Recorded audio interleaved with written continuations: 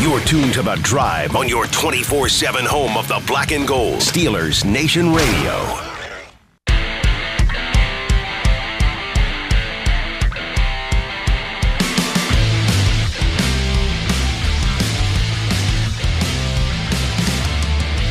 Good afternoon, Steeler Nation. It's The Drive on the Steelers Audio Network. Wes Uhler, Matt Williamson with you here on a Friday. Matt, the weather is beautiful. It is. Under 2 weeks until the draft. I'm fired up, dude. I feel like we're coming down the home stretch here. And Yep. There'll be a long 2 weeks, though, because it feels close, but then it's like nothing's really going to happen. It's like waiting for one Christmas. more day. Right, exactly.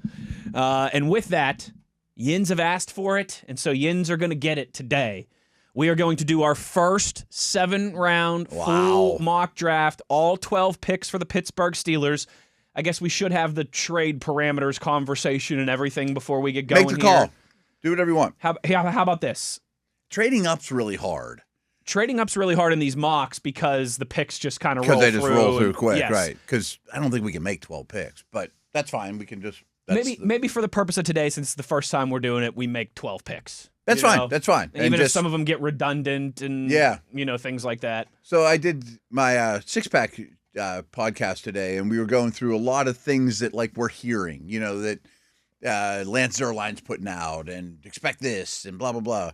And one thing that a lot of these, quote, people that I trust think that there will be a lot more round one trades. Or I thought there'd be very few this year. Because there's not the quarterbacks. Who's trading for who? Who you moving up for? But they seem to think there'll be a lot.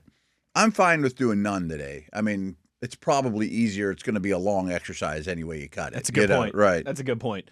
Let's do just straight up today. No trades. And maybe, once we get into the third round, we could say, here's a point where I'd think about trading up or trading back. Sure. Things like that. But it's going to be hard to get 12 picks on the roster. It's going to be hard to get 12 picks on the roster. I don't think they'll make 12 picks. I don't either, because they're not one of those teams that has a bunch of wide open vacancies on the depth chart. Yeah, Miami could make 12 picks. Absolutely. Jets could make 12 picks. Absolutely. Right. The Cardinals can make 12 picks. Yes. But I don't know about the Steelers. But for those purposes, you guys want to hear the names in the back end of this draft. You want to hear some of these guys that we could discuss and just thoughts of what the Steelers would do at that time. So let's hit it. 7 rounds here on the Pro Football Network mock draft simulator as the Pittsburgh Steelers.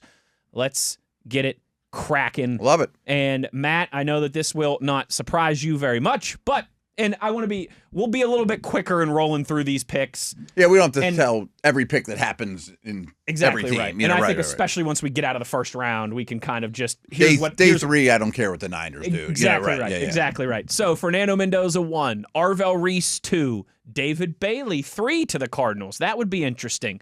He's getting more and more heat at 2. He's starting to pick up a little bit. Sonny Styles. And then I think Reese would go at 3 in a heartbeat. Yes. If Bailey goes 2. I think Arizona would love that. Yes. And then I like how this is playing out because this is a little different than what we've seen so far. Sonny Styles goes 4th to the Titans. Okay. Reuben Bain Jr., 5th to the Giants. Carnell Tate to the Browns. He stays in Ohio and goes to Cleveland at pick 6. Caleb Downs, pick 7 to the Commanders. Number 8, Mansour Delane, stays in Louisiana. He gets drafted by the Saints. People seem real safe on him. He's going to be good. Yes, I think so.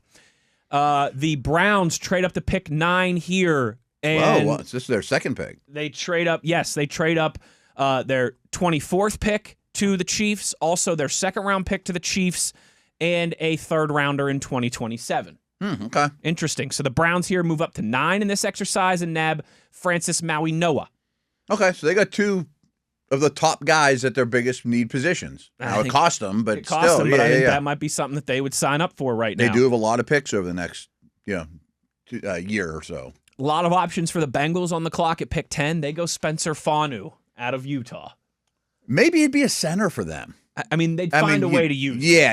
He's a really good player. If he ends up being a center for a long time, he better be a Hall of Famer if you're taking him 10th overall. I know. Everyone in the world thinks they're going to take defense, but, Fanu going 10th doesn't sound crazy. Maybe they'd say, hey, we'll play him center or guard for a year or 2, and then he can be a tackle. I don't think that's crazy. Every other pick they make is defense from here on out, So outside of the top 10, Jeremiah Love still there. 11, Jermod McCoy goes to the Dolphins. 12, this is where Jeremiah Love falls to the Dallas Cowboys. Interesting. I think that'd be very tempting for them because you might be getting the best player in the draft at pick 12. Right. They brought back Javonte Williams, but that's not enough for you not to do that. And I know they're defense, but you they have another first-round pick. You could maybe get the best player in the draft at pick 12. That might be the best offense in the league with Jeremiah Love. Certainly. Pick 13, the Rams take Kenyon Sadiq. Boy, would that be a heck of a weapon there for the Rams offense, for Matt Stafford, McVay, everybody involved. 14, the Baltimore Ratbird Ravens take Mekhi Lemon, wide receiver out of USC. I don't think that's crazy. I think Sadiq or Lemon could go there. That's about the range that I think we kind of want them to, especially Sadiq. Especially, I mean, definitely. If you got an eye Sadiq. on Ione, then I think you do. Sadiq's one of those guys you want to go in the top 20, unless there is a scenario where he's still there and someone makes you a trade offer. Possibly. But if he gets drafted early enough, that pushes another option back to the black and gold. So Lemon at 14, Sadiq 13, Lemon 14, Dylan Theneman 15 to the Bucks. Denzel Boston becomes wide receiver 3 to the Jets at pick 16. Wow. I guess he's a lot different than Garrett and Garrett Wilson and those guys, but it wouldn't break my heart if he was not available for the Steelers. Yes, agreed. Monroe Freeling 17 to the Lions. Jordan Tyson 18 to the Vikings. My goodness, if you put him with Jefferson and Addison, that would be. I don't know if they'll extend Addison with all his off the field stuff. And then maybe this would be the reason, not to. And then you just have him for one more year. And now's not the time. But we did this on my show today that my co-host read verbatim the injury history from the Beast on Jordan Tyson. It's a lot. Our audience might get a lot more nervous if you actually hear collarbone and a knee every 6 and a months. Hamstring. Yeah. I mean, it's all the time. I mean, they're all isolated. It's not like he's got a foot. Yeah, I mean, but man, when he read it, it's like, are you done yet? This is over and over and over. Not great. No. It's not great. 19. Wow, this is maybe the biggest surprise of these top 20 picks. Chris Johnson, the corner from San Diego State. We were talking about him today, too, because Carolina that was one of the buzz that don't be surprised when this guy goes in the first round. He's A+ off the field, tested well. He's a little on the young side. I mean, it's really hard to find anything wrong with him. Yeah. And then pick 20. This is hilarious. After we've been talking defense for the Cowboys, they go Caden Proctor, so they double up on offense. I don't know that would actually happen. I don't know that would actually happen. They took a guard last year, but right. That would have been interesting if he was still on the board for an option for us. So it is pick 21 for the Pittsburgh Steelers. Okay. KC Concepcion still there. Omar Cooper Jr. still there. Caleb Lomu still there. Maxie NHR still there. Let's see. Emmanuel McNeil-Warren, Avion Terrell, Akeem Messidor. We're not going that route, but interesting that he's still there. Blake Ione's Miller. still there, though, right? Say that again? Penn State guard is still there. Right? Venga. Is he? I don't remember. Wait, I don't remember saying his name. Then why is he not on my list here? Let's see. Did we bypass him? Did he get picked? No, he hasn't been picked. So why is he not? This is confusing me here. Let's see what we got. What's got going on here? No, he's still there. Sorry, he's still there. That's on me. I think he's the pick. I think he's the pick too. Yeah, I don't know. We have to, really haggle about this all that much. Oh man, I think so. As tempted as I'd be to take one of the wide receivers, if because this is another conversation I've been having lately is Besantis. And all those guys are still there, Pregnon, obviously. I know. Pregnon and Rutledge. Those next three guards. And I think they definitely will be the next three. Agreed. After Vega's gone. And then there's a drop. I don't think any are going to be there at 53. I used to think, you'll get the third one. You might get Jennings Dunker, but I don't think you're going to get he's way below those guys. He's way below those guys. Those guys are starters, and no doubt in my mind. So everyone thinks you're getting one of those three easily at 53. Hold on to your hat. I don't think so. We're taking Venga Ioane from Penn State here at pick 21 for the Pittsburgh Steelers. It's a pretty easy one, I think. It's a pretty easy. It's a pretty easy one, and I know a lot of people will say take KC Concepcion, take Omar Cooper Jr., take the wide receiver. I understand it, and I wouldn't hate that, but I think we'd be very happy walking away at pick 21 with whom could end up being the best offensive lineman in this entire class. I think he is the best offensive lineman now. Now, I don't know that he will be 3 years from now. 7 years from now. Yeah. I think he's the best offensive lineman in this class. Here's an interesting, and I said we said no trades, but just to bring it to the forefront here.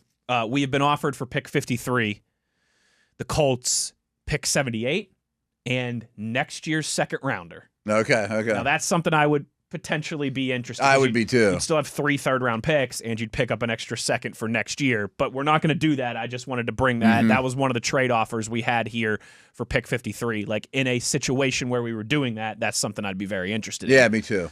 So, real quick, we'll go through it, but I obviously haven't heard who's gone between 21 and 53. But if Cooper or Concepcion fall 10, 15 more spots, I'd be on the phone. I get what you're saying. You know what I mean? So let's see here, because there was a huge run on wide receivers. And they did go pretty early. And all the offensive linemen are gone too. So the wide receivers. The O-line are going to go. Yes. I have no doubt. Do. Yeah, but always do. This is a deeper year. Yeah. It doesn't have the blue chip at the top like some years, but there's a lot of quality top 30, 40 offensive lineman picks. Especially if there's not going to be flooded with quarterbacks and things like that. So exactly right. I think there's like 7. We can name them, and people probably know who they are. There's 7 easily projectable starting tackles. They're going to go like crazy. Yes. And then I think there's 4 easily projectable starting guards. And as I mentioned, I don't think any of them will be there 53. So I like how this is playing out. This is a little different than a lot of the mocks that we've done. Steelers at 21, we select Venga Ioane, Penn State. 22, Keldrick Falk goes to the Chargers. 23, Omar Cooper Jr. to the Eagles. 24, the Cardinals trade up and take Caleb Lomu, offensive lineman out of Utah. Okay. The Bears take Avion Terrell at pick 25. I don't know if you saw his 40. He ran a 4.65 at his pro day. He's not going in the first round. I don't think he's going in the first Right. round. Maybe they didn't adjust for that, but I mean, whatever. But still. Malachi Lawrence, edge rusher out of UCF, goes to Buffalo at 26. Akeem Messidor, edge rusher out of the U, goes to the Niners at 27. Okay. Emmanuel McNeil Warren, the safety from the Texans, from Toledo, goes to the Texans at pick 28. That's another killer for their defense, yeah. The Chiefs on the clock here at pick 29. They take Blake Miller, the tackle out of Clemson. That's their first pick. That's their first pick after They'd be doing real a couple happy with trade that, downs. too. Yeah. I mean, because they got a lot of stuff going forward from the Browns and the McDuffie trade, and you got your right tackle. Run on Clemson guys here. Blake Miller, 29 to the Chiefs. TJ Parker, 30th, the edge rusher to the Dolphins. And then Peter Woods, the lineman, to the Patriots at 31. Seahawks close down the first round, selecting Colton Hood, the other corner out of Tennessee. Nothing crazy out of whack there. I don't think so, but we're not going to like how the start of this second round plays out. And this would be the type of scenario. Going soon. This would be the type of scenario where we said we would probably be on the phone here at some point. But at pick 33, the Jets take Chase Bistontis, guard out of A&M. Okay, that doesn't hurt us since we took a guard, right? He's going to go early. I think so. Yeah. I think so. The Chiefs are on the clock here. He seems like one that's really rising in these as we get closer and closer. I could see him even getting in the first round. Zion Young. So the Chiefs are back on the clock with the trade that they made with the Browns here at 34. They take Zion Young, edge rusher out of Mizzou. Gabe Akis, the edge rusher out of Illinois, goes to the Titans at 35. Max Ianachor to the Raiders at pick 36. I adore him, but I mean, we weren't going to take him, and he wasn't get to 53. Of course. So, Anthony Hill Jr., linebacker out of Texas, goes to the Giants at 37. Christian Miller, defensive lineman from Georgia, to the Texans at 38. Chiefs on the clock here with back-to-back picks after a couple of the trade downs they made. They take D'Angelo Pons and Chris Bell. Okay. Back-to-back. Yeah. And that'd be a heck of a haul for the Chiefs all in. I say Chiefs all of a sudden have made 4 picks Four already, picks in the top 40. And all in like the last 2 minutes of our broadcast. Exactly right. Caden McDonald, the defensive tackle out of Ohio State, goes to the Bengals at 41. Casey Concepcion, 42 to the Saints. See, I would have been killing the phones at like 38, 40, 41. Yes. I wouldn't have been at... I'd have been like, Kansas City, you want to trade you back again? Yeah. Like, I don't think I would have at like 33. When you leave on Thursday, I'm not like, I love Concepcion so much, I'll give you whatever you want to get from 53 to 33, because that's just too far of a jump. That's not, I mean, the 99th pick's not going to get you there. Right. You know what I mean? You got to give up multiple things, probably something next year. But he starts falling a bit, then I'm really into it. I'm all over it. Yeah. He goes 42 to New Orleans. Emmanuel Pregnon, the guard out of Oregon, 43 to the Dolphins. That helps us. QB2, Ty Simpson, 44th to the Jets. I think we'd all expect him to go earlier than that. I was just going to say to you, like, if you and I were in Vegas and the over-under for him to get picked was pick 43.5. Yeah. I think we'd take the under. Under. Earlier than that, yes. Baltimore Ravens at 45 take Jacob Rodriguez, linebacker out of Texas Tech. Oh, great. He would go from terrorizing me in the Big 12 to terrorizing me in the AFC North. Jake Galladay, linebacker out of Cincinnati, goes 46 to the Bucs. Antonio Williams, wide receiver from Clemson, 47 to the Colts. Jeremy Bernard, the Bama wide receiver, 48 to the Falcons. Wouldn't mind that option to be there. This is really the part where I would have been like, like the second that Chris Bell and Casey Concepcion went off the board too, I'd be time like, to maybe make a move. Let's make a move. Yeah. Brandon Cisse, corner from South Carolina, 49 to the Vikings. C.J. Allen, linebacker from Georgia, to the Lions at 50. That's late for him. That is late for him. Yeah. Keyron Crawford, the other edge from Auburn, goes to the Carolina Panthers at 51. And Malachi Fields from Notre Dame, wide receiver, to the Packers. So there was 52. 5 wide receivers in the last 12 picks or so. A whole Something bunch. like that, And there's still a couple names on the board that we like and that I think we'll consider at wide receiver and elsewhere. And you know what? Actually, we got a couple minutes. Let's do this. Let's make this pick now. And then, so do you want to know all? Let's start with all the wideouts. Let's start with all the wideouts. Elijah Surratt, Ted Hurst, Deshaun Zreebling, Zachariah Branch, Bryce Lance, Chris Brazzell II, Deion Burks, Skylar Bell, Jacoby Lane. I like Surratt, but I think I would swing bigger and go after Hurst or Brazzell. Hurst or Brazzell was my initial reaction too, because I think they have the higher ceiling. I don't know that either one's going to help you quickly, though. I mean, one's coming from a really small school, one's coming from a total Mickey Mouse offense. But you know what, though? You might have some time for them to, with what you got with DK and Pittman now. Yeah. And maybe even grab some veteran off the waiver wire or a route runner in the 3rd or 4th round, too. Like, I would not object to taking 2 wideouts in our next 5 picks. I wouldn't either. Here's Who are some other, best available guys? Cassius Howe, R. Mason Thomas. We're not going edge rushers. Jadarian Price. Caleb Banks is still there. Keontae Scott, Lee Hunter, Tradan Stukes, Keith Abney. Yeah, Kalen Rutledge he's the only one. He actually did make it. He's the only one that did make it. So we could have done one of those, would you rather have the wide receiver at 21 now and take Rutledge here? Yeah. Eli Stower's still there. Big Citrus still there. Caleb Tiernan's still there.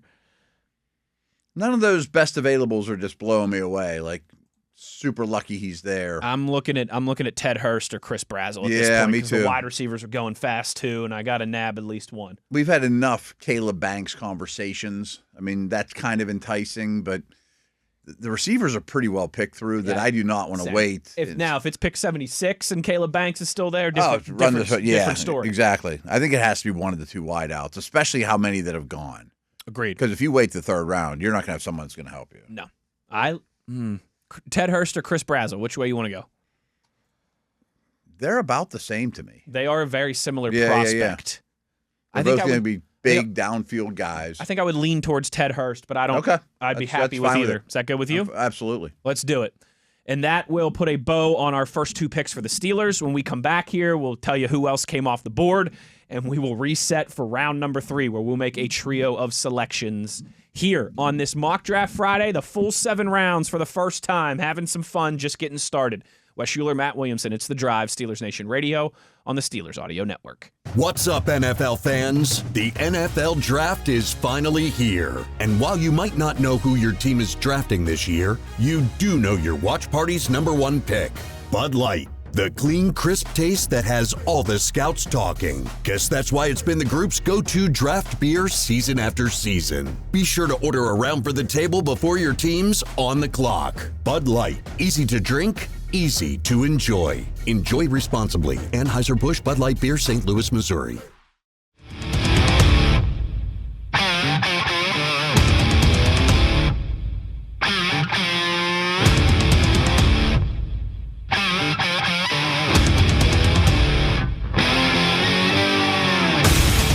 Steelers back on the clock here in the 3rd round at pick 76. Welcome back to The Drive. It is our first full 7-round mock draft. Wes Uhler, Matt Williamson here on this Friday. Laying it all out there, Matt.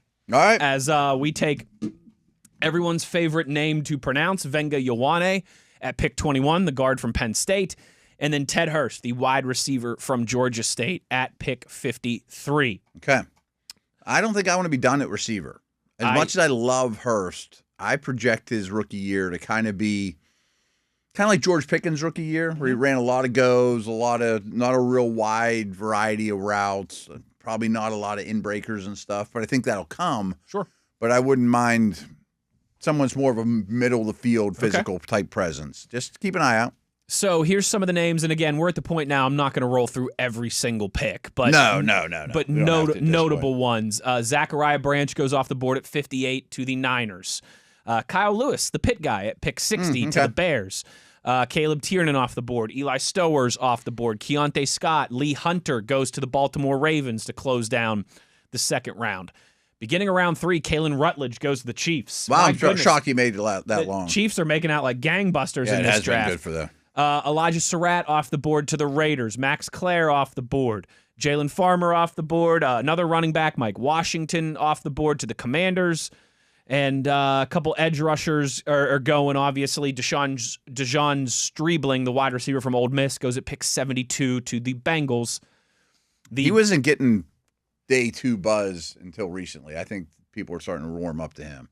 And at pick 75, right in front of the Steelers, the Bears trade up with the Dolphins to leapfrog the Steelers to draft Big Citrus out of Iowa State. D tackle would have been something I would be very interested in here. But what if I were to tell you that one Caleb Banks is still on the board here at pick 76, Matt Williams? You got to do it, right? I think so. Here's the wide receivers that are still there. Brennan Thompson from Mississippi State. Bryce Lance is still there. Chris Brazzell is still there. Deion Burks, Skylar Bell. I mean, we almost took Brazzell. We did. And they're really similar to Hurst. He would not be the type that I mentioned. That's the only thing. Is it a little too? Because I wouldn't hate the idea of doubling up on wide receiver. No. Here, but it also might be a little too redundant.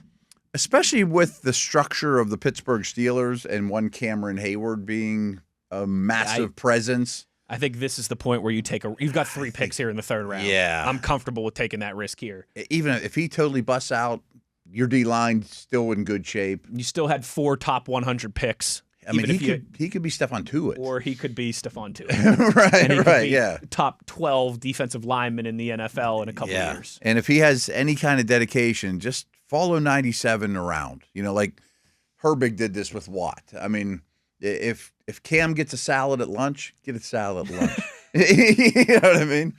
Whatever it is. If Cam gets his car detailed by this company every other Tuesday, use the same get your one. car detailed by this company every other Tuesday. If he drinks 2% milk, you drink 2% milk. Whatever. Caleb Banks, big boy out of Florida, defensive tackle at pick 76. Lock it in for the Pittsburgh Steelers. We're going to be back on the clock here quickly. That's what's fun. I mean, when we're on the air during this stretch, it's going to be a blast. Plus 2/4 too. A blast. Yeah. The kind of back half of our Friday, like our Friday evening coverage is going to be a lot of fun. Like, I'll be honest. I mean, as much as I love it, and I'll be a little tired at the end of Friday. I mean, I've been on the air for every pick at that You've point. Been on the air for about 57 hours. But that is a jolt. We got 3 picks here to finish up the night. Let's go. That are going to be made, within an hour. Oh, boom, boom, boom. Yeah. And what's fun is like we're doing now, and like we have in the past, do we want this guy or do we want that guy? Well, you might get both. You might get both. Yeah. Because there could have been a scenario there where we doubled up. I'm still interested in Brazzell just because I don't think he should be available. Well, guess what? He's still available. Okay. Because, again, we're back on the clock here just 9 picks later. I think there's some high maintenance issues with him, from what I understand, off the field stuff. Okay. Not like he's a bad guy, but I think he's like got some, might need a little bit of a. Maybe diva tendencies? Maybe a little more, stick than carrot type of thing. But you got 2 of them. You got 2 of these receivers, and if one of them can make a difference and get on the field as my third guy between Pittman and Metcalf, give me 2 bites at apple, because I think they're 2 of the most talented pure receivers in the whole draft. Keyshawn Elliott, the linebacker from Arizona, goes. One of my crushes in this neighborhood. Yeah, I think he's a good player. A trio of wide receivers go in those 9 picks. Brennan Thompson from Mississippi State, Deion Burks from Oklahoma, Skylar Bell from UConn, all picked. I like Skylar Bell too. As was A.J. Housley, the safety. Ooh, that would have been appealing. Yeah, I might have taken Housley over Brazzell. And Josiah Trotter goes at pick 84 before we're back on the clock at pick 85. All right, Matt, here's still who is available. Zakee Wheatley, the safety from Penn State, still there. This is safety neighborhood for us. Travis Burke, the tackle from Memphis. Garrett Nussmeyer's still there. Bud Clark, safety from TCU, still there. Oscar Delp, one of your crushes in this draft, the tight end from Georgia. I have a new crush, too, is Burke from Memphis. Really good tester. He's still there? 6'8", true tackle. Him and the other Miami dude. I forget his name off the top of my head. The right tackle for them. Yes. Or actually, he was the left Markel tackle. Bell. Yeah, he was the left tackle. Those are two that if you went pure guard in round 1, as we did, third roundish, you might get a starting tackle. Okay. And at worst, you might get a swing. So you're going to love this, Matt. Still on the board for us to decide from. Travis Burke and Markel Bell are both still there. Okay, and we do pick soon. And we do pick again in 14 picks. Burke and Bell both still there on the offensive line. Bryce Lance, Chris Brazzell, Jacoby Lane, Kendrick Law, all still there at wide receiver. Yeah, I like Lance. I like Brazzell better. Zakee Wheatley, Bud Clark, Jalen Kilgore, Genesis Smith, Kamari Ramsey, if you want to talk safeties. I do want to talk safeties. All those dudes but Genesis Smith, to me, would be very much in play. And we kind of did the best available thing with Banks. Yes. That maybe we might have to take one of those 3 positions. So you're saying safety, tackle, another wide receiver? Or wide receiver, too. I think that's the move here. Yeah, and that kind of lines up with the best players that are still available. It is. Too. It does. So what if I were to tell you let's wait on safety, because that's the one I think that has the best chance of wait. If we got 14 picks and there was 4 names there that you'd be pretty close to equally happy with, I don't think you do that here. Travis Burke, Markel Bell, Chris Brazzell, Bryce Lance. Lance would be my last choice of those. Okay. Jacoby Lane. Lane doesn't do much for me. I don't like his physicality and compete level all that much. So I wouldn't hate taking one of the offensive tackles here. I think I would. Yeah. I know people get Williamson, we don't need tackles, blah, blah, blah. 6'8" dudes that there's never a time that you don't need offensive line. I know. I just think these guys could be starters in the Who's third got round. the best offensive line in the NFL? They could use another offensive lineman. Yeah, that 6'8" guy that blocks people. I mean, they just don't grow on trees. I'll leave this up to you then, Matt. Travis Burke from Memphis or Markel Bell from Miami? They're both like it's just like our conversation in round 2. I mean, it's a coin, or it's basically a coin flip. Let's go Burke. We have not brought him up much. Let's do it. He's really nasty. I love it. Tested quite well. 6'8"-ish, huge hands, long arms, all that stuff you'd expect. Moldable ball of clay with the right temperament. That's what I like. So we'll lock him in. The tackle out of Memphis at pick 85. Nuss goes. And people are like, Matt, stop with the O-line. Now look what your O-line is like right now. You got that dude, and you got Ione. I don't. How do we say his last name? Ioane. Plus Anderson, Hoffman, Jones, Cook. Listen, Matt. All those dudes are fighting for 2 spots. Matt, you're the envy of the league. I'm going to preface this, all right? I'm going to look right into the camera as I say it. I, Wes Uhler, typically hate it when people say this, okay? If you hate that, you hate ball. You don't know. You don't know ball. Isn't that what the kids say, right? You don't know ball. If you're going to be like, we have too many offensive linemen, I hate it when people say this, but you don't know ball. You don't know what shortages are in this league. Such thing. You don't understand value. You think that dude you're going to take in the first round that's playing for South Carolina quarterback or whatever wouldn't really appreciate this? And you know who else would really appreciate this? Yeah. A lot of our listeners are going to like to hear this. Will friggin' Howard. You know why? Right. Because when he's playing a zillion snaps in the preseason, he's going to have legit offensive linemen in front of him. He's going to be taking snaps from Hoffman with Anderson at left guard, or Venga, or and a third-round pick, tackle, Broderick Jones, Broderick left tackle. Jones, and we're gonna be like, man, this second team O-line's just killing. And this. Caleb Johnson's gonna run for 800 yards in the preseason behind these guys. Right. I have really. Now I can be done at O-line. I mean, all of a sudden, I'm not sure we get any more on the team. Sure. We got 2 legit prospects. Oh my gosh, I love it. I love it, and we didn't have to make any trades or really reach for anybody. In fact, they kind of fell right into our lap. The Cardinals trade up and get Garrett Nussmeier here. Oh, good for them. That's a great move at that point. Yeah. Jacoby Lane goes off the board. Jalen Kilgore, the South Carolina safety, off the board. Zakee Wheatley, the Penn State safety, off the board. Genesis Smith, the Arizona safety. So we kind of missed out a little bit on safeties. I knew something was going to bite us. Markel Bell off the board. Katron Allen, the running back from Penn State, off the board. So we're back here at pick 99, Matt, to close down the Steelers' third-round selections. Bud Clark, the safety from TCU, is still there. Oscar Delp, the tight end from Georgia, still there. Chris Brazzell is still there. Is this the point where we'd have to say? I just think you take Brazzell. At this point, I think so. Yeah. And I don't like that we haven't taken any member of the secondary. I don't like that we haven't taken any member of the secondary either. My biggest criticism of what's about to happen here, but we're going to end up taking Brazzell. I can already. But do I want Bud Clark, Kamari Ramsey, or Chris Brazzell? I think that's pretty easy, and I like Bud Clark, but it's just one of them could hit huge. It's kind of like the Banks conversation. Exactly right. We're taking a little bit more swings, which I think you can do with more picks. Absolutely. Maybe we'll take 2 safeties in the 4th and 5th round.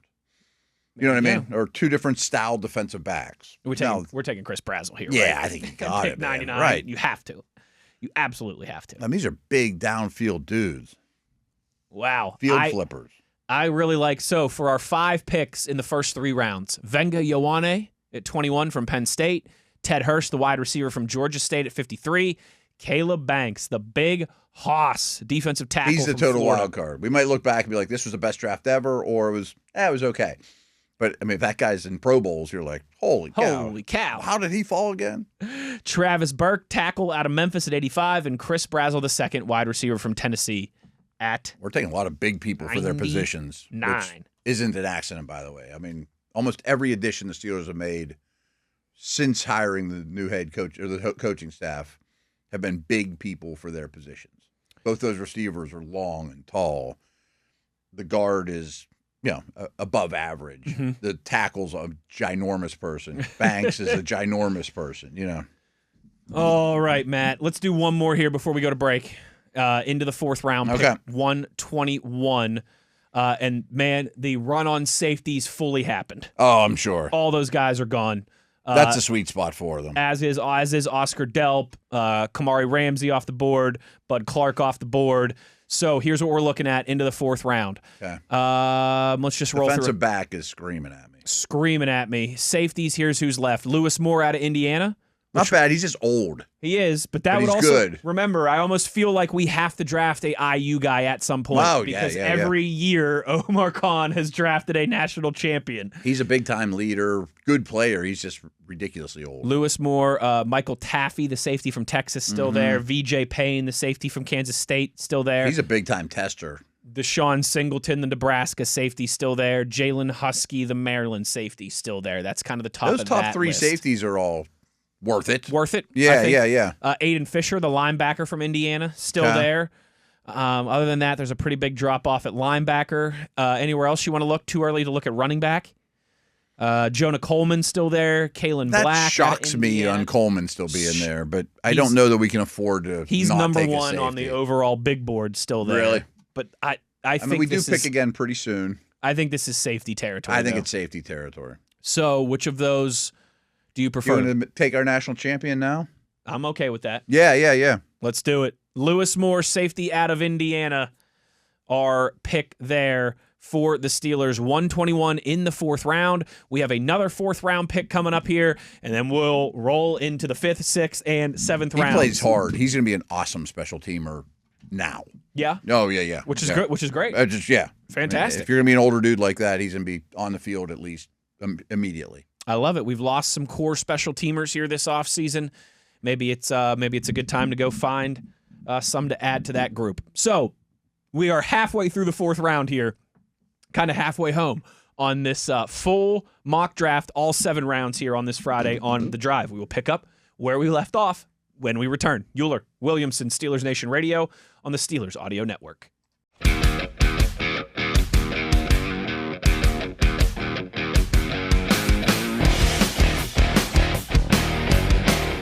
Rolling along here on this Friday, our first edition of a full 7-round mock draft. I think this is probably our 5th or 6th mock Friday that we've done in a row here now. Yeah. But this is the first time we are going the distance. Our last pick, Lewis Moore, safety out of Indiana, for our first of our 2 4th-round picks at 121.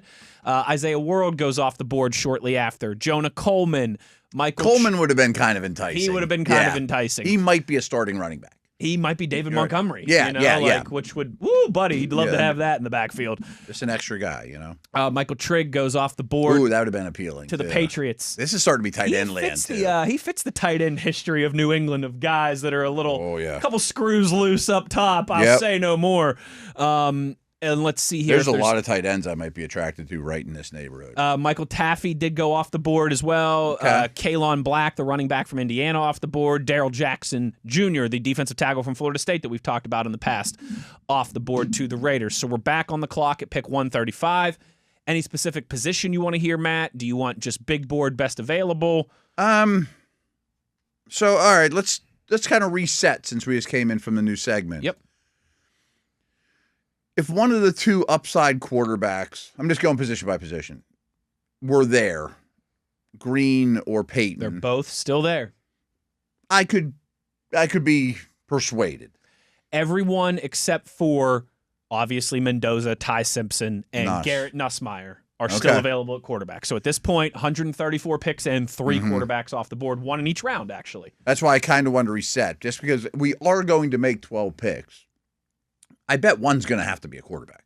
I mean, it might be a 7th rounder. If we're making all 12 picks, one should be a quarterback. If the Steelers end up making all 12 picks, one should be a quarterback. One should be a quarterback. And maybe it's only 6th or 7th rounder, camp arm dude, and you never hear from him again. That's possible. Chris Oladokun 2.0. Yes.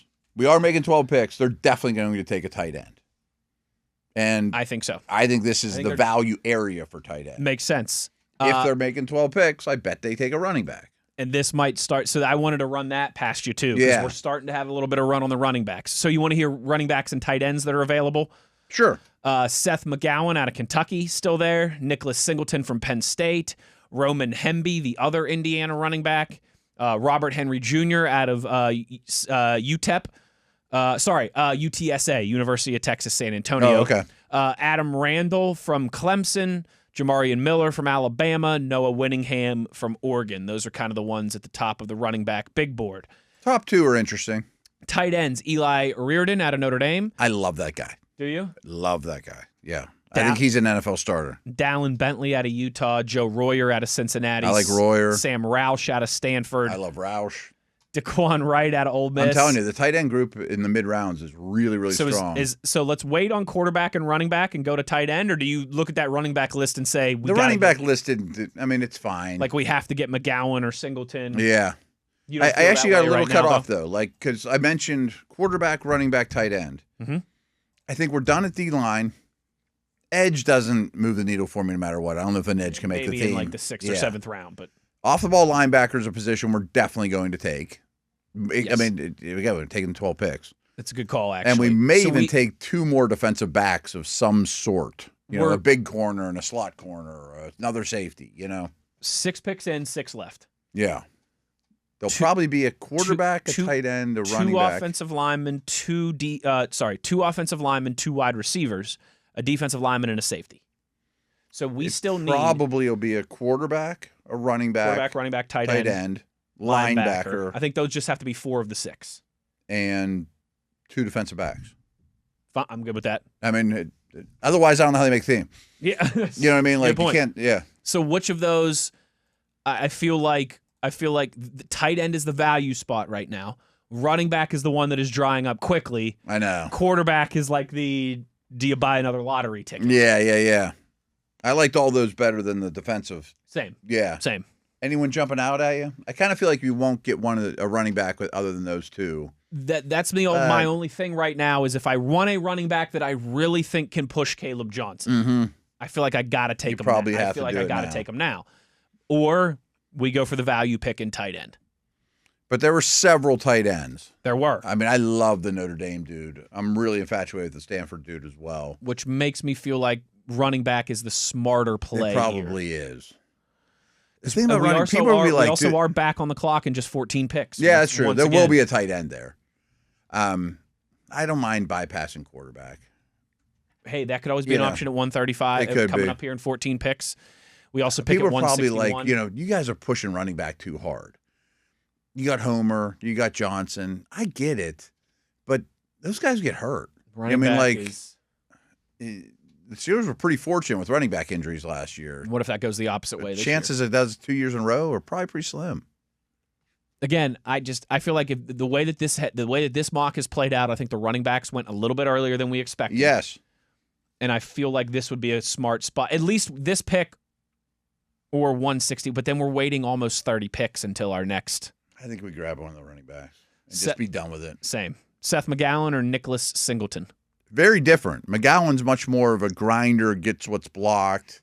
He has off-the-field stuff that's well documented, but he also embraces it and, like, goes into schools and tries to get people, tells them his story. And nice. I mean, he went to jail. I mean, for robbery. Yeah. That was a long time ago, but still. Singleton's the opposite. Singleton's like the 5-star recruit that really doesn't have good vision, but when he puts his foot in the ground, he takes it to the house. Like he's big and fast. You can see why he's a big-time recruit. It just depends what you want. Either's fine with me. I would think Singleton would be a really good kickoff returner, if that's a tiebreaker for you. But he's also wildly inconsistent. Like when Penn State needed stuff, they went to the other guy. Yeah. Seth McGowan was a highly touted recruit in 2020 coming out of high school when he went to Oklahoma. And then, as you mentioned, he got arrested and dismissed from the team and all that for robbery. I didn't mean to make it like he's a grinder, that he's not, a talented player. And that was 6 years ago. I love what you tell him. And his kind of draft report here has that kind of redemption arc of how he's turned his life around. And been a model citizen. And I'm fine with him. I am too. That's fine with me. I feel like there's some more potential upside for him there. UK, baby. Let's do it. We got to draft a UK guy, too, since Matt Williamson's cutting a bunch of tuition checks there. Now 2 of them a year. Seth McGowan at 135. We get our running back, and let's see what happened in between then. Eli Raridan goes off the board the very next pick to the Saints. Okay. Let's see here. Who else went off the board? Cole Payton goes off the board to the Browns. That'd been intriguing. Dallin Bentley goes off the board to the Chiefs. Roman Hemby goes off the board to the Saints. Joe Royer goes off the board to the Bucks. Tight ends starting to fall a little bit. Tight ends and running backs all coming off the board here. Bunch of safeties, bunch of wide receivers. So we're back on the clock at pick 161, Matt. Let's look at tight ends here first, see who's still available. Sam Roush is still available. Daquan Wright still available. Matthew Hibner still available. Jack Endries out of Texas still available. I think Roush is a 3rd-round player. Yeah? Yeah. Okay. The negative on him, he has short arms, but he is a big-bodied. I mean, he's not Darnell Washington, but he's closer to Washington than he is Freiermuth. He certainly can get down the field and catch the ball, though. Let me give you a couple other guys still available. You got one other name I know you like. Too, yeah. Charlie Demings is still there, the corner from Stephen F. Austin, who I know you're a fan of. Aiden Fisher, the linebacker from Indiana, still there. Taylon Green, the quarterback from Arkansas. Could there. Green entice you here? Yes. So unless you are telling me that Charlie Demings or Sam Roush is too good of a prospect to pass up at this point, I'd be willing to take Taylon Green. I was actually thinking the same thing. Like when Peyton went, I'm like, ooh, you got one more crack at the high upside dude. We're 55 picks until we're back on the clock again, too. Keep that in mind. Well, he's not going to be. I mean, this is your last chance at him. This is your last chance probably at all 3 of those guys that we just mentioned. Oh, for sure. Taylon Green, Demings, and Roush. And as much as I like Roush, he's your 3rd tight end on a team that doesn't even play that many double tight ends. And this is the lottery ticket or the DraftKings conversation. Like if one of these guys hits, which one has the bigger return? Green times 1,000. Obviously, the quarterback. Let's do Green. Yeah, he's kind of like the Banks pick. Like you might look back. We're making all 12 picks though. Those are the kind of picks that you make. That's what I mean. If you had 6 picks after you traded for DK Metcalf in the 2nd round, you don't love Charlie Demings enough to take him over Taylon Green here. I do, but he'd be buried right off the bat, and I think these next couple picks are going to be special teams, linebackers, safeties. I'm good with locking in Taylon Green here. Because you have so many picks, take 2 or 3 big dice rolls. Banks, Green. If either one hits, you look at the draft and be like, that was a success in itself. Heck yeah. Yeah. Let's do it. Taylon Green for our 2nd. And he does. Pardon me, for our 5th round selection. If Aaron Rodgers eats a salad, Mr. Green, you're eating a salad. Whatever happens, you're just following that guy around. If Aaron Rodgers does an appearance on the Pat McAfee show, you better be right. Yeah, you better be right over his shoulder. Drive him there. Taking notes. Right. So that's our 5th round selection. Ooh, Taylon Green, upside quarterback from Arkansas, after we take Seth McGowan to close out the 4th round. So we have 4 more picks left to make, the end of round 6, and then 3 in the 7th round. Wow. Before we get finished with this exercise. So This is an endeavor, dude. This is an endeavor. That's our... Dale and I have done plenty of mock drafts, people remember, but never one has taken an entire hour, and this one's going to dig into segment number 4. This one's going to dig into. We will wrap this thing up on the other side. These next ones will be quicker because, frankly, some of the names I won't know. We'll just be like, take corner. Take a one. corner. Yes, exactly right. What are the tight ends? What are the corners? Who's good on special teams? Right. We'll close down this exercise. The Steelers do have a chance to really infuse their special teams with these couple picks. Which is important. Yeah, safety, linebacker, the Bruners of the world. 4 more picks to make. We'll do that to kick off hour number 2. Halfway home on this Friday. Uhler, Williamson, it's The Drive, Steelers Nation Radio on the Steelers Audio Network.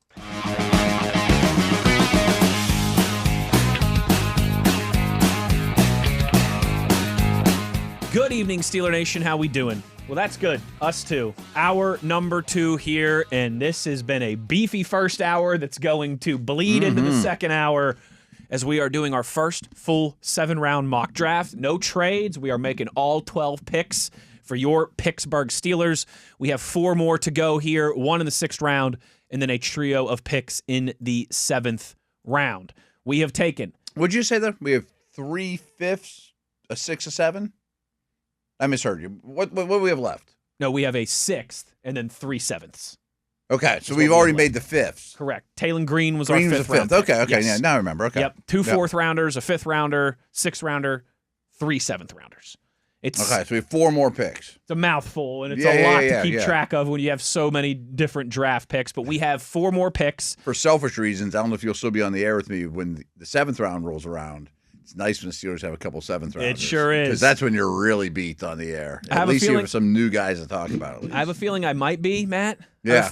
I have a feeling I'm going to be doing a heavier load of the draft conversation stuff this year. See the Drive bringing it on home, Sitting in the big chair on the big show with you. But we'll see. Listen, if they want to cut me loose early on Friday night, I will not complain either. So we'll see. We'll see. Saturday, 7th round is when. Saturday is the. It's when men become men. Okay. Can I just? And I think people know this about me. I'm pretty transparent. I've said I like the draft. I don't love the draft. I think this won't surprise everyone. By the time we're going to the facility on Saturday, I'm like, I can't wait to get at it. 8 hours from now, whenever we get to leave and we're off air. Several rounds, yeah. Because Thursday night, we're usually on air till after midnight. And then I go home and do another podcast and write an article. Yes. Right. You go home and have a bunch of other work to do, which I don't necessarily have, but I have a bunch of daughters that are going to not care that dad didn't get home until 2 in the morning. And so by Saturday, it's like, and usually it's the end of April. The weather's really nice at that point, too. I'm like, all I want to do is sit out on my deck and have a beer, you know? And then there's like a Penn's playoff game going on that you'd like to watch, so you can't. Speaking of which, playoff tickets went on sale this afternoon. Guess who got tickets to game 1? Okay, there you go. Yeah, buddy. Hopefully it's against those stinking Philadelphia Flyers. Let's get back into the draft exercise here, Matt. And at this point, I would still like to do a quick recap since it's a new hour. Who we have already. Good call. First pick, 21st overall, Venga Ioane, guard from Penn State. 53rd, Ted Hurst, wide receiver from Georgia State. 76, we take a lottery ticket, Caleb Banks, the big defensive lineman out of Florida. 85, somewhat of a lottery ticket. I don't know, maybe to that extent. But we take an offensive tackle in Travis Burke out of Memphis. 99, we get our second wide receiver, Chris Brazzell out of Tennessee. That made me feel better about going in the trenches in those first 2 third-round picks. Lewis Morse, safety out of Indiana in the 4th round. Seth McGowan, running back out of Kentucky in the 4th round. And then another big potential lottery ticket, Taylon Green, the quarterback from Arkansas, in the 5th round. Okay, yeah, we definitely took some lottery tickets, but there are positions that, man, if you hit, that changes things. Matt, with the 4 picks left, I would still like to nab a tight end and a linebacker. Yeah, a tight end would make the team. A tight end and a linebacker, but other than that, I'm open for whatever. Here's what we got left at tight end. It's very picked through. Marlon Klein from Michigan. Ooh, I don't dislike that. Will Kesmerick, I believe is how he pronounces his last name, from Ohio State. He's more the blocker. Okay. Riley. They have 2 tight ends are going to get drafted. Shocker. Riley Nowakowski, tight end from Indiana. He sounds like he'd fit in around here, though. He sure does. Nowakowski. And then linebackers, Bryce Botticher from Oregon. Red Murdoch. My goodness, he sounds like he needs to be starring with John Wayne in a Western movie. The linebacker out of Buffalo. Oh, that's old big Red Murdoch patrolling the middle of the field there. Owen Heineke from Oklahoma. Eric Gentry from USC. Those are your kind of top linebackers left. Starting to be names I don't know. The Indiana tight end's also a blocker. I would definitely take the Michigan Marlon tight end Klein, which is funny because he's also the best player left available on the big board, too. Really? So I think that's the thing about tight end this year is I think when you get to the 5th, 6th round, a tight end's going to be the best guy available because there's so many of them, and not every team's going to draft a tight end. I mean, that much I think we know. So Boddicker, the linebacker from Oregon's a name that I've seen, 3rd, 4th round here and there too. But I think I'd take Klein. I think I would too. He's a good athlete. He's got tight end. Yeah, he's got a lot of football ahead of him. Done a lot of blocking at Michigan, as you can imagine. I love it. Let's lock it in. So that's pick 216, and then we're back on the board very quickly again at 224. Okay. Less than 10 picks later here, Matt. And Botticher goes off the board right before us.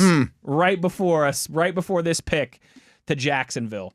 Carson Beck went off the board as well in that standpoint. So, Matt, here's the linebackers again that are left. Red Murdoch, Owen Heineke, Eric Gentry still there. Best available, James Brockermeyer, the center from Miami, Cade Klubnik. Ooh, D'Angelo Pounds. Oh, wait, sorry. This is Diego Pounds. Never mind. I was like, wait a second. Why is that guy still there? How could that? No, sorry, I read it wrong. Diego Pounds, the tackle from Ole Miss. Hey, Jeff Caldwell, the wide receiver from Cincinnati. I know He's toolsy. He's toolsy. I mean, he had a crazy combine. Like, I would maybe consider taking a quarterback here if we hadn't taken one. I'd also consider just like a pure return guy. Like, I know it'd hurt your soul, but Reed from Pitt. Desmond Reed? I mean, he's tiny, but he is still on the board. He would he'd check the box with both your return issues. He's a good the receivers we took really aren't returners, nor is a running back. I don't mind. He needs to stay healthy. He's tiny. I might be a Pitt hater, but I am an unbiased radio host. Desmond Reed's a good player. I think I'd take him here. Yeah? Maybe mix him into the offense. Do you want me to tell you? Let's go. Okay, here's some of the cornerbacks that are available. Okay, yeah, that's another position. Preston Hodge from Colorado, Alzillian Hamilton from Fresno State, Brent Austin from Cal, Toriano Pride from Missouri, Damani Jackson from Roll Tide Roll Bammer, Dante Balfour from Texas Tech. I've heard good things about the Missouri dude, but I don't know why. Listen, if you want to pick one of your pick guys here, that's all right. I'm not as much of a pick guy as you think, but I would take Reed here. Let's do it. Yeah. Let's lock it in. Desmond Reed, we will solve our returning problem in the 7th round. So we have not taken a line. I mean, shockingly, we have not taken a linebacker. We have not. Now, it'd be great to do that, but at this point, if you're just throwing one in the mix, I'm not sure it's even worth it because that is a position always, as is safety. You can find the 6-year veteran that's almost out of the league that you can just grab in camp that won't embarrass himself, but you want something better. You know what I mean? I don't know. You take a linebacker just to take a linebacker now. Sure. You know? Maybe if there was one that you thought could be a special teams That's ace. to say, special teams safety, corner, linebacker now. If you think they're really geared for that and then the defense, then I think you're interested. I'll be honest I'll be honest with everybody. In this range, I don't know these linebackers and their potential special teams acumen. Right. We're just going to pretend that they're good at it. So what I do like about Red Murdoch is that he has really cool name, and for his traits radar, he is listed as a blue chip physicality linebacker. Okay. That projects to special teams and with elite processing and tackling. Now, where he struggles, coverage, size, but he's undersized for special teams. That's not I don't need him going backwards. Above average tackling, elite processing, and blue chip physicality. It's a good start for 7th round, right? I think that's a good start for a guy you're taking a special teams flyer on a little bit there. Let's do it. Let's lock in, starring next to John Wayne. Red Murdoch, linebacker out of Buffalo. Matt, that leaves one pick left for us to make, and it is at pick 237. I'd probably lean towards a corner. So many times they've taken a corner in like the 6th, 7th round, the Dante Kents, and I know they don't usually pay off huge, but most 7th rounders don't. Is there a best available that just blows our doors off? That's what I was going to ask you. Diego Pounds, Tyreek Sapp, Tyron Montgomery, the wide receiver from John Carroll, small school in Cleveland. Noah Whittington, running back from Oregon, although we already took one. Yeah, so Owen Heineke, the Bama linebacker. Aaron Hall, the Duke defensive tackle. Kean Sloan, the edge from NC State. Luke Altmaier, QB from Illinois. Skylar Thomas, safety from Oregon State. Eric McAllister, wide receiver from TCU. Wesley Williams, edge from Duke. There's some people really high on McAllister. I don't think there's any chance he's still there. And we've already taken two similar big body down the field guys. Yes. I'm going to pretend like he's not there. Okay. Let's see then. So is this the range you'd look for a corner? I would some sort of defensive back. We've added just one defensive back, and it was Lewis Moore, the safety from Indiana. I know we won't know enough about these guys, but sometimes the safeties can also be big slots. Like I could tell you the ones that qualify there in the first 4 or 5 rounds, but not the 7th round types. Zillion Hamilton, Brent Austin, Torino Pride, Damani Jackson, Dante Balfour. Is Pride the one from Missouri? He is. I've heard good things. I've heard a podcast where someone's like, keep an eye on this guy. That might be enough at this point. That's enough for you? Because that's the only name I recognize out of the group. That's enough for me. That's enough for me. Let's do it. Toriano Pride Jr., the corner from Missouri, is going to be. And he's probably a practice squad guy, but who knows? Hey, in this range, that's a lot of what you're dealing with. So those 12 picks could make the team. The linebacker and corner would have a tough time. But the linebacker and corner would have a tough time. Maybe Taylon Green does too if he doesn't blow the doors off, and you're like, we can't move on from Mason Rudolph yet if we're not confident enough. It does get a little hairy because you don't want to cut Green. Yeah, I also want to get my hands on him and see what happens. This is the other side of the conversation, though, that everybody who accuses us of being down on Will Howard, right? Where Mason Rudolph fits into this equation is the best case. Maybe they're not going to keep 4. The best realistic case scenario is you can leave Latrobe with Steelers brass, being confident that Will Howard can be your QB2. I think that's. But if not, that's the realism. If not, then Mason Rudolph has to be on the roster. Yes, and I do think Rudolph might even get you a pick, especially if someone's backup gets hurt in first preseason game or whatever too. But I think that we had this long conversation about Howard yesterday, and I wish we would have ended it with what you just said. Is what I want is to really feel confident that he's a 2 that you're confident in on week 1 game day. And that's a win for you now. That's a huge win. Because he's not going to beat out Rodgers anyways. assuming Rodgers on the team, right? I know, Matt, that I'm not. That's a good camp, and I think that's realistic. I'm not breaking any news here, all right? I'm not discovering new territory. I'm not Lewis and Clark or Neil Armstrong. Yeah. But spoiler alert, when you have a 42-year-old quarterback, you better be pretty confident in your backup because there's a good chance you're going to need him at some point. Yeah. Last year, it was for what? Game and a half 1.5 games. Yeah. But that's probably the best case scenario. Sure. Remember you and I before the season had that prediction show, and one of my predictions was you'd get over 1.5 starts from Mason Rudolph. Now you didn't. You got 1, but you were pretty close. You got about what my over-under spot was perfect. Yeah. It was the right line. And that's about where I would put it again. Like if Aaron Rodgers, tell me right now, Aaron Rodgers plays 16 games for the Steelers. Take it. I would take it. Yeah, I would absolutely take it. But I would want Mason Rudolph to be that guy until Will Howard proves he's ready. Yep. Now, again, I hope people take this as a compliment to Will Howard. I think he will be, when camp breaks, qualified to be an NFL 2. That's nice progress. Heck yeah. That's real nice progress. For a guy, again, that we have not seen take a snap in a Pittsburgh Steelers uniform. We just took what? In the stadium. We took Green in the 5th round. Yes. If that really happened, he spends a year in Latrobe, and a year from now we go, Green is already a really good 2 in this league. That's great. You would take that out then. Absolutely. And maybe a year from then he's a starter. Who knows? Absolutely. or even he's a gimmick guy that you have to get on the field or whatever. Will Howard was pick 185. I always forget that he's from the Philadelphia area. Yeah. All right, someone needs to ask him who he's rooting for in the Penguins Flyers series because I got bad news. I got some bad feeling he's rooting for those orange guys. He was the 185th overall pick. Will Howard was, and we took Taylor Green here at 161, so not terribly far apart. You're taking bites at the 19 apple, picks apart. If either one hits at all, you're happy. Either one turns into a 2, you're happy. So just to recap here is how our first full 7-round mock played out. All 12 picks for the Steelers. Venga Ioane at 21, the guard from Penn State. Ted Hurst, wide receiver from Georgia State at 53. Caleb Banks, big defensive tackle from Florida at 76. Travis Burke, tackle from Memphis at 85. Chris Brazzell, the second, wide receiver from Tennessee at 99. Lewis Moore, our national champion pick out of Indiana, the safety at 121. Seth McGowan from Kentucky at 135, the running back. Taylor Green, quarterback from Arkansas at 161. Marlon Klein, the tight end from Michigan at 216.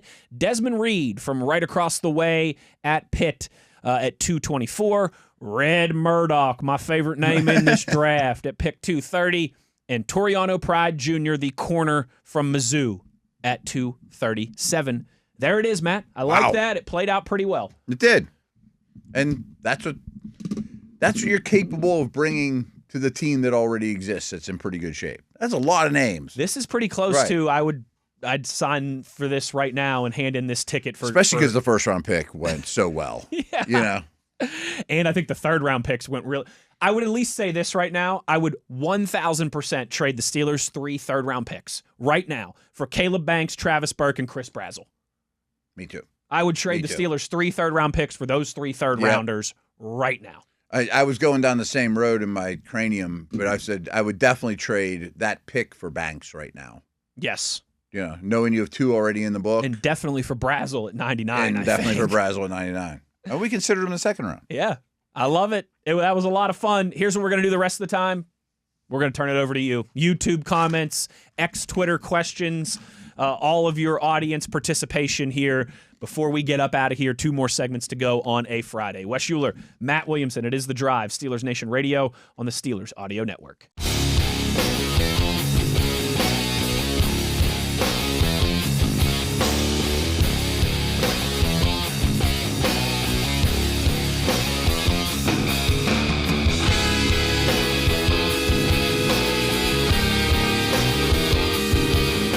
Down the home stretch here on The Drive on this Friday. We have got some X-Twitter participation. We have got some YouTube participation. We have got 2 more segments to go. And now is when we will get to your questions, your comments, your concerns, and your reactions. All right. Let's do it here. We are, like I said, just kind of finished up the mock draft. And I'm going to close down with some audience stuff here. We got some YouTube stuff pulled from TV, and of course all the X-Twitter participation. As always, Drake tweets and says, "Hey folks, started watching the podcast on my drive to and from my hometown to my college town, and I'm not sure if I've missed a podcast since you guys started covering the draft." Nice. I got Drake, you got to let us know. Where's your college town, dude? Where do you go to school?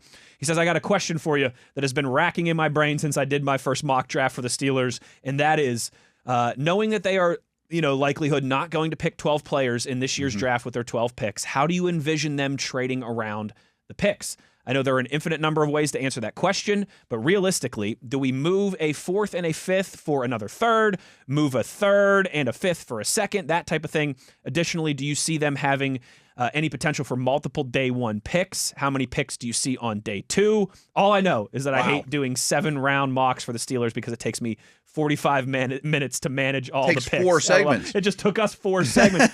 Drake, really good question, dude. Really good grammar there, too, in his question. Yeah, Drake, I want to know where you go. He's giving this a lot of thought. I want to know where you go to school, dude. They're teaching you, right? It's some good questions and a lot of thought.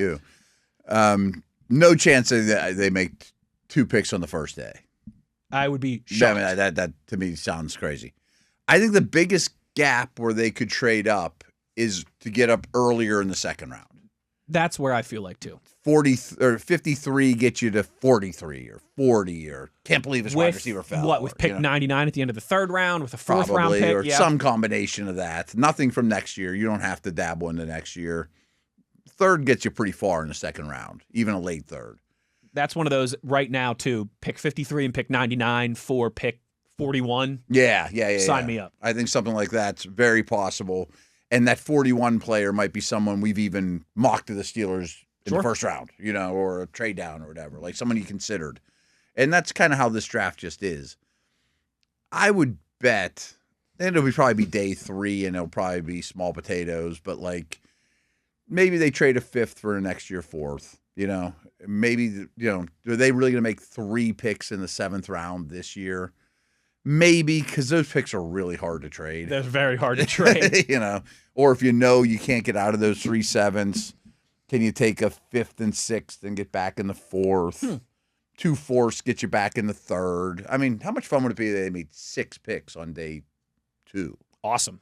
Yeah. That'd be fantastic. That's a nice influx. Yes, it is. If So you I could guess move up in the second round and maybe add some more on that back end. I would say maybe you could do both those things.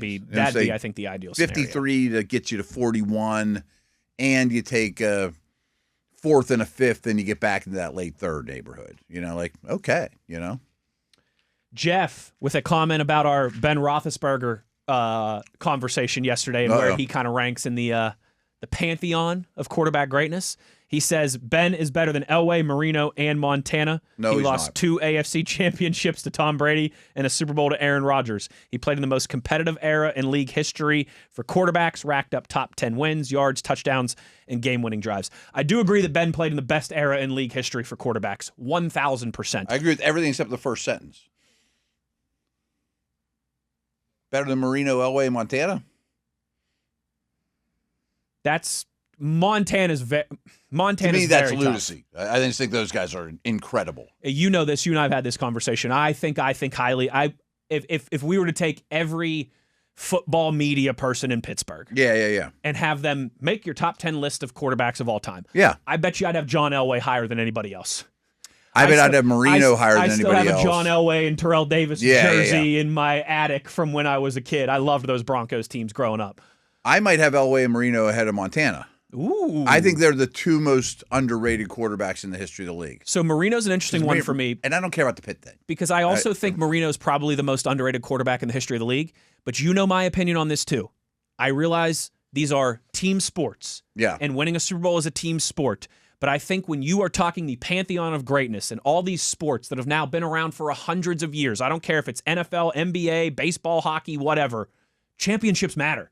Because they do. You are talking the 1% of the 1%. Yeah. And so I do kind of think Brady's resume against Marino's. I do kind of think Marino is the most underrated quarterback ever, but I also kind of understand it because he's the only one in that lexicon that doesn't have a Super Bowl. Yeah. And I'm not saying that's all his fault or anything, or he was some big choker or anything like that. Right or wrong, I often look at these like, who do I not want to play against?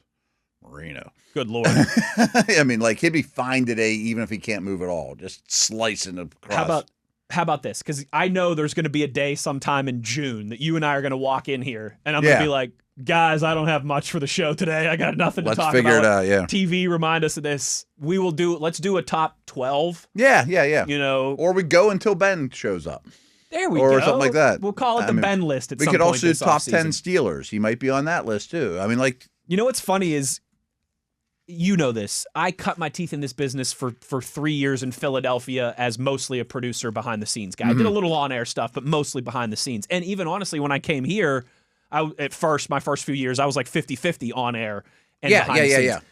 I still have that producer pride in me that's like, you have to come up with fun, innovative content ideas. Oh, okay. Yeah, I guess that's a producer thing. Yeah. You and I, we've never done a show together. We're still in our first calendar year of doing a show together. We can do some of those who are your top 10 Steelers, who are your top 10 this, because we've never done them together before. Absolutely. So it's not the same redundant conversation that you're having who's in your Mount Rushmore that everybody has in June every single year. Yep. Last note, you mentioned how you'd have Elway super high. I love John Elway. Just knowing your age, I bet you don't remember early Elway.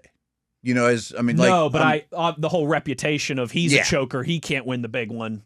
That makes me bonkers. Yeah. Like, he went to 4 Super Bowls, and people be like, man, he choked. I mean, he got blown out in like all of them against big time teams. Yes.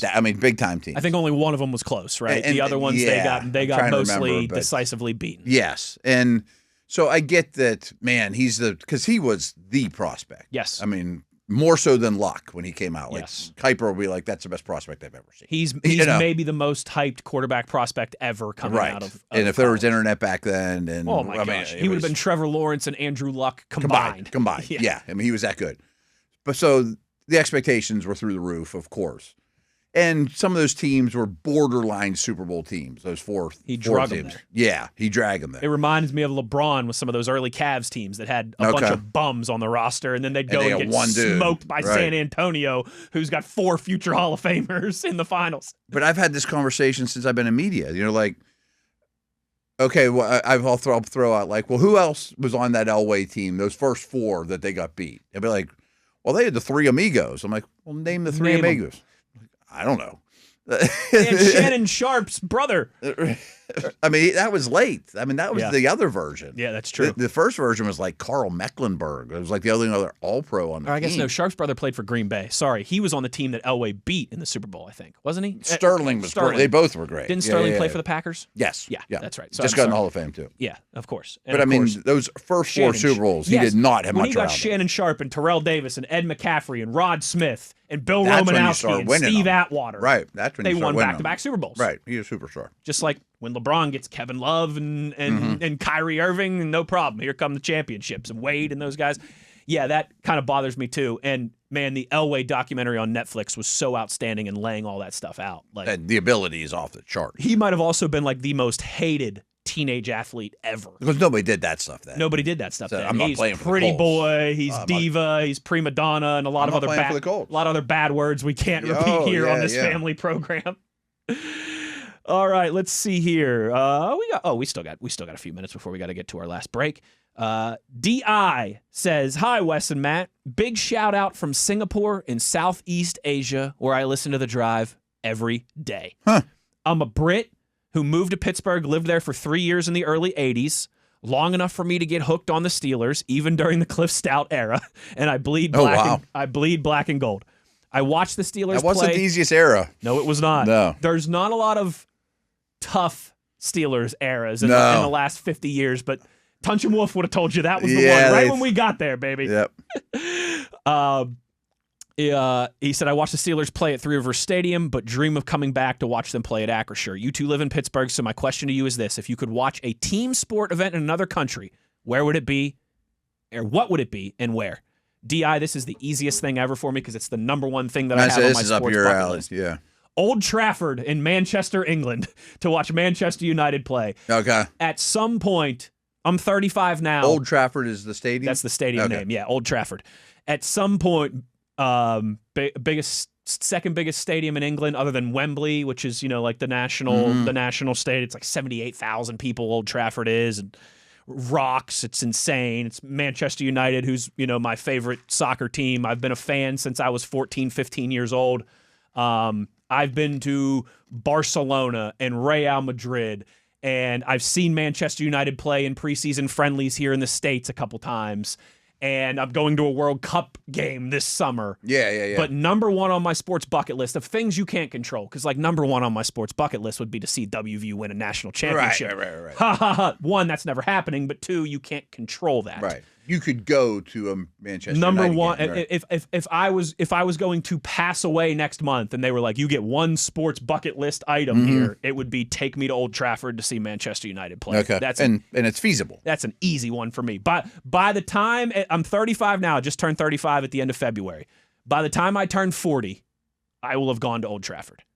Even if it's for my 40th birthday, I've told my wife that's the last. Got to do it. I want to do it while I'm still in my 30s. Yeah, you don't want to do it when you can't walk. And they're laying out plans to build a new stadium because Old Trafford is very old. So now you've I don't want to go to the new cookie cutter billionaire stadium. I want to go to the old grounds that. Yeah, I think you got to say you're there. I want to go to Three Rivers and not Acrisure, with all due respect to Acrisure. I want to go to the Igloo and not PPG Paints Arena. I want that old historic stadium one time in my life. I don't have one, but it would kind of touch on what we talked Formula about One yesterday. in Monaco? I say he said team sport. He did say. Well, I So guess that I would- technically is a team sport, though, isn't well, I it? guess there's two guys on But- the. Yeah, but Sorry, go that ahead. would be my pick. I'm Actually. interrupting you. But I wouldn't have thought of it if it wasn't for yesterday. Wimbledon would be cool. Yeah. I mean, it's not a team sport, but I mean, it's got to be amazing to go to. Does a Ryder Cup in Europe count? I was thinking even just the British Open. Something like that. That would be cool. Right. But again, though, that's not a team like where the Ryder Cup. I know you they can don't kind count of for a team. finagle the team Yeah, sport. yeah. You know what would be awesome though too? I'd love to go to like a rugby match between like New Zealand and France. Like Just to be a fly on the wall. Some of the top Ireland and England go to a rugby match. That would be awesome. Whoever the biggest rivals out there are. Yes. And hopefully there's like fights in the stands. And Exactly stuff. And I right. guess people watch the whole time. Exactly right. But yeah, for me, that's a good question, DI, and a very easy answer. Mine's Old Trafford in Manchester, England, to see United. All right, couple more here before we get to our last break. Kyle tweets and says, "Hey guys, love the show. I saw the Steelers brought in Jack Kelly from BYU for a visit. Can you talk more about him and your thoughts on him?"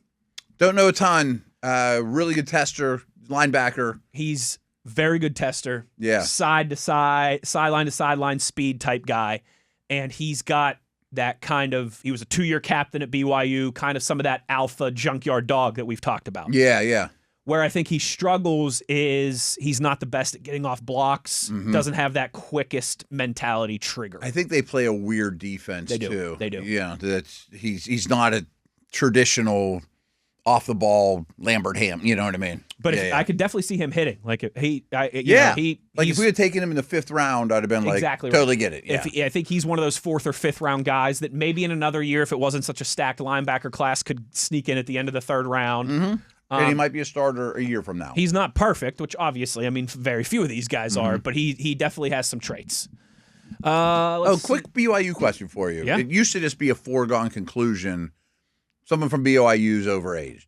25 Right. years old, yeah. I just wonder with all the transferring, is prevalent for BYU players I as wouldn't ever? say it's as prevalent. Like Jack Kelly just turned 23 a couple months ago. Okay. I just know if they probably all didn't do missions if they just transferred there a year Correct. ago. And Right. this probably won't surprise you, but BYU's a pretty heavy hitter in the NIL department. I did know that. Like they just had AJ DeBonsa for basketball. He's going to be the 1st or 2nd or 3rd pick in the Right, NBA right. draft. They have money. They paid him a lot of money Yeah. to get the guy who's going to be a top 3 pick in the NBA draft to go play basketball in not Salt Lake City, in Provo, Utah. Yeah. Now, I think he's from that area, which helps obviously. Okay. But they've got some NIL money. BYU has some money. The Mormons got a couple The bucks. Mormons got a couple dollars. So they still do have a lot of those older mission guys, but they also have a lot of like, hey, here's a 20-year-old stud. Let's go pay him. I would think there's still plenty, considering the background and the uniqueness of the college. Yes. You go there, you do your mission, graduate there, and Yep. you're proud of it, and that's great. Yep. You know. But I would have figured there has to be more. It's not like movement. It's not like the Andy Reid and Jim McMahon days there. No, of course. With BYU. It can't be. Yeah. You know who is like their biggest backer though? You know Crumble Cookie?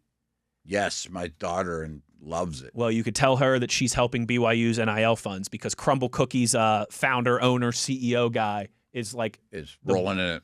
He's like me if I was a billionaire, Matt, and what I Okay. would do with giving money to WVU and NIL. They're in pretty Morgantown. tasty, but they're not cheap to get 6 crumble cookies or whatever. Yeah. They're good. You get what you pay for. They're a yeah. little overpriced, but they are very good. There's no doubt about that. Some of them are like eating a lasagna. They're like, you almost need a fork. Like twice a year for certain things, my wife will get Crumble Cookies, and I'm always like, sweetheart, you're helping them get a guard to beat us. All right, get them from somewhere. Go to Insomnia Cookies or somewhere else that's not giving the money right to the BYU athletic department.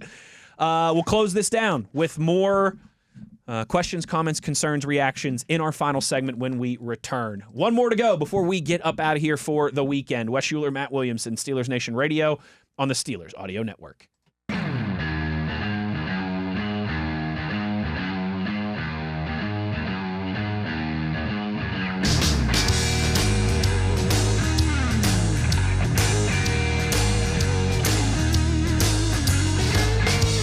Final segment of the day. Final segment on this Friday. Matt, I should have probably mentioned this earlier in the show. I'll mention it now and at the end of the segment. We'll bookend this final segment there. I just said segment like 37 times. Yeah, I'm Wes Uhler of the Department of Redundancy Department. Maintenance day for the drive on Monday. Yeah, we need these once in a while. No show on Monday. We got a couple things that we all needed to accomplish. So maintenance day for the drive on Monday, but we will be back on Tuesday for the rest of the week.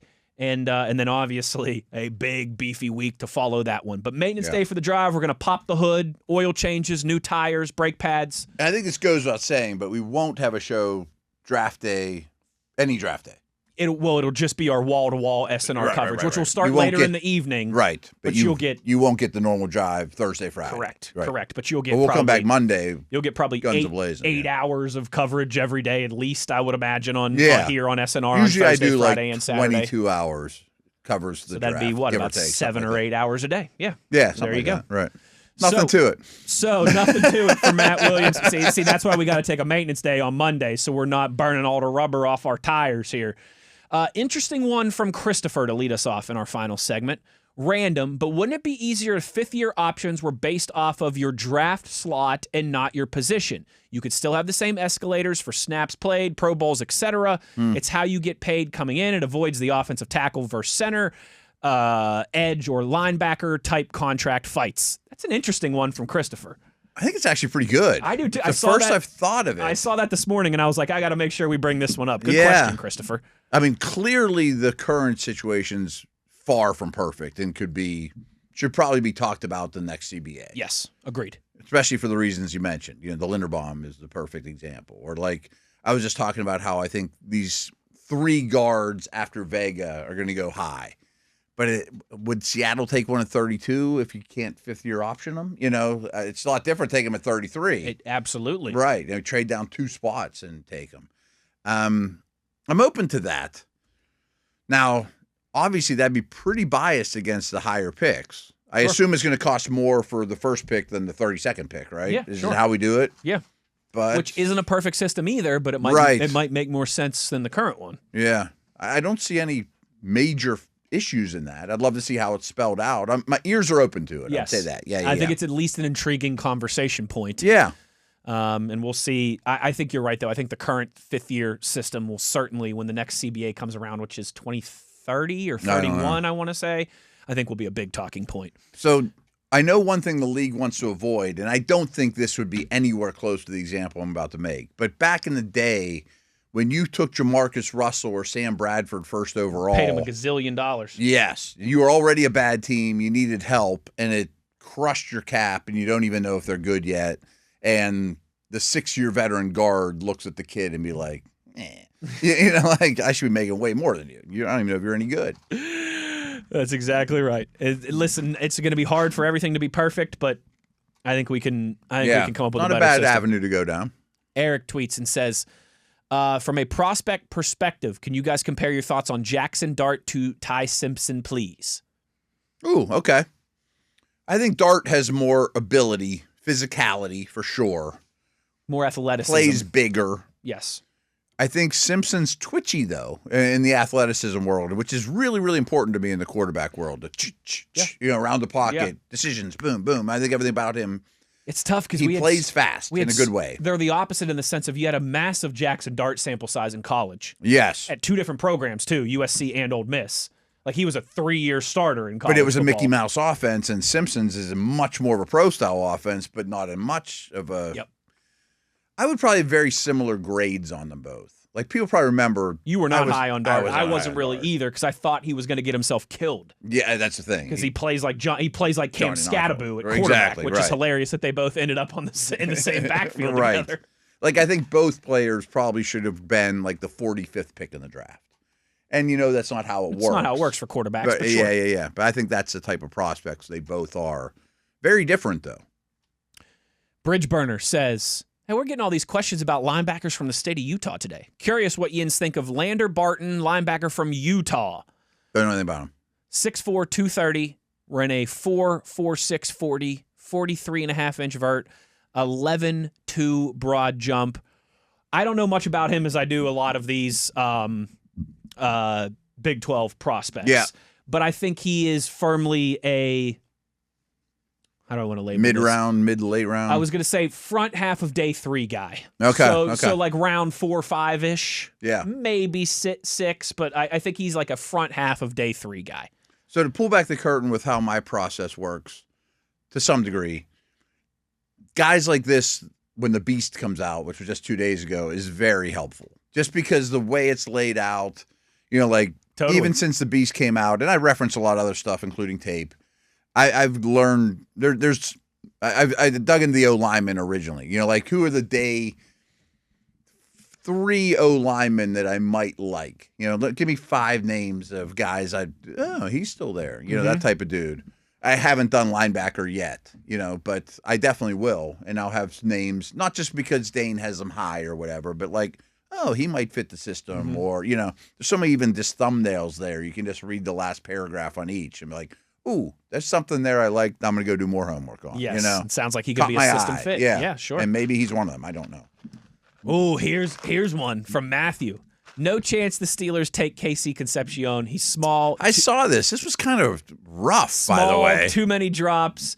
Also, no chance they take a tackle or guard in the first round. It'll be a big wide receiver, and they might even trade up to get him. This was a little confident cocky from Matthew. I saw this. Matthew, I might have to bookmark this one, and we might have to revisit this.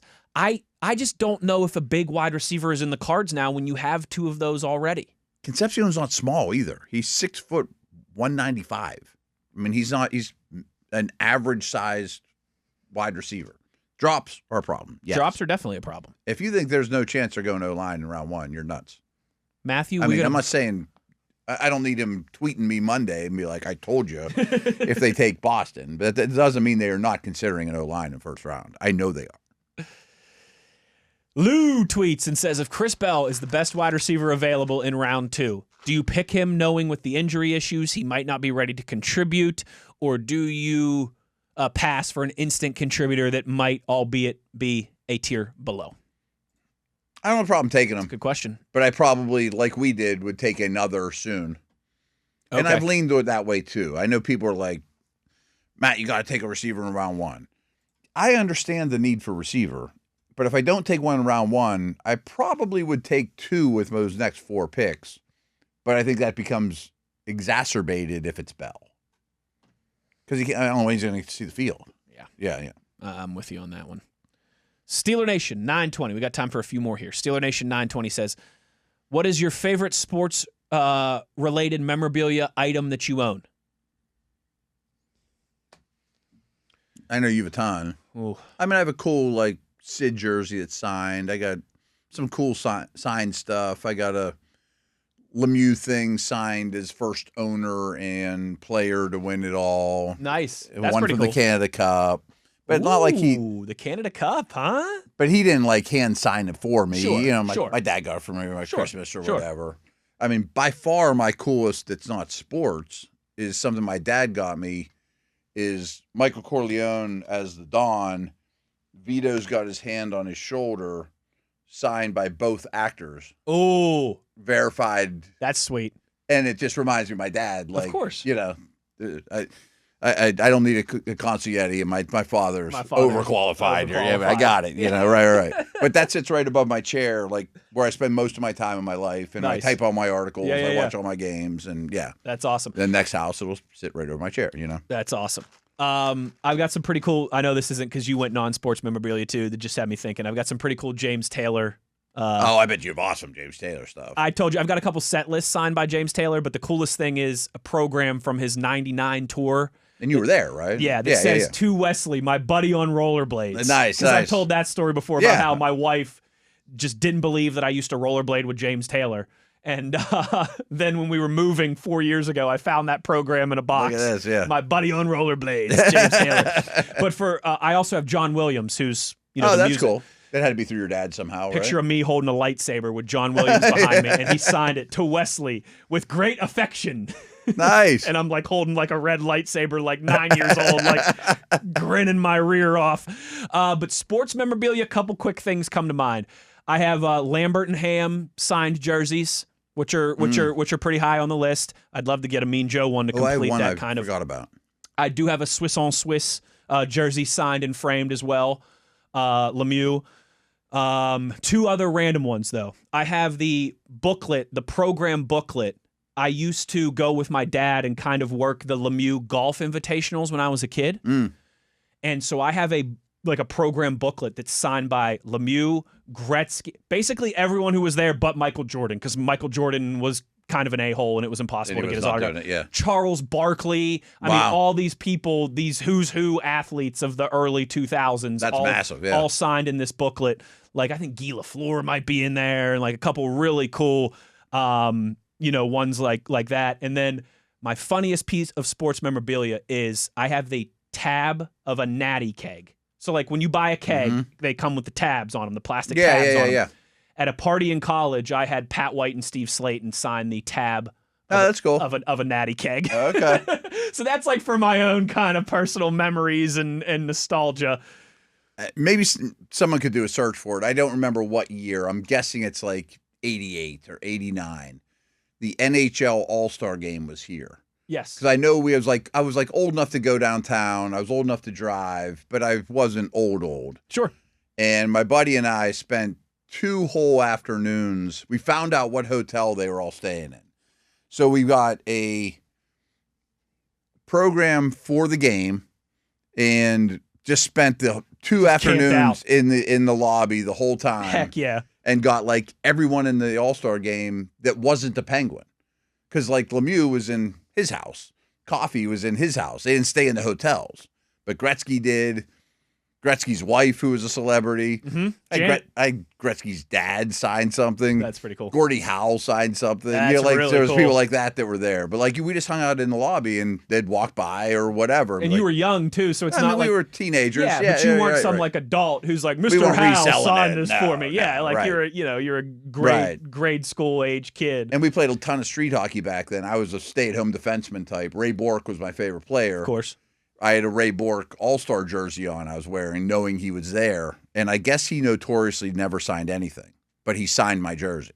Because what's the chance of seeing a Ray Bourque jersey in Pittsburgh as you're walking by? Very minimal. Yeah, especially then. Then, right, exactly. When jersey culture wasn't nearly what it was now. Right. That's pretty cool. I always love those stories. All right, one last quick one here because it kind of ties into what we were talking about earlier this week. Genghis tweets and says, "Hey, guys, love the show. Any chance either of you can use your influence to get Renegade played before the Steelers' first pick at the draft? Seeing all those terrible towels would look amazing, imagining a couple 100,000 towels and how it would all look." I don't think we have any influence. I don't think we have any influence on that, but unless somebody of influence is listening, which sometimes they do. And I'm not saying this like I have any inside information. I would be shocked if Renegade isn't played at some point in that. Okay. I know it's an NFL event, but they always localize it. Like, sure. I'd be shocked if Renegade doesn't get played at some point because it'd be an awesome crowd pop for ESPN on TV, too. Could you imagine the drone What's shots? The downside? The sky cam shots of that, of all the people going nuts? Yeah. Maybe somebody already beat you to it. I'm not saying that I know this or anything like that, but I would be shocked if we don't get a Renegade at some point during the draft. And if it happens, it's not because of our influence. If it happens, it's directly because me and Matt made it happen. You're welcome. If it doesn't happen, it's not our fault. There was nothing we could do about it. Right, we tried. Fun week of shows this week, and we will continue that next week. Reminder, Maintenance Day Monday for the drive. But we will have plenty of content for you, of course. Other than that, thanks to TV for producing on the video side and pulling a bunch of the audience participation for us. For Matt Williamson, I'm Wes Uhler. Take care, everybody. We'll talk to you soon. You've been listening to The Drive on your 24/7 home of the black and gold, Steelers Nation Radio on the Steelers Audio Network.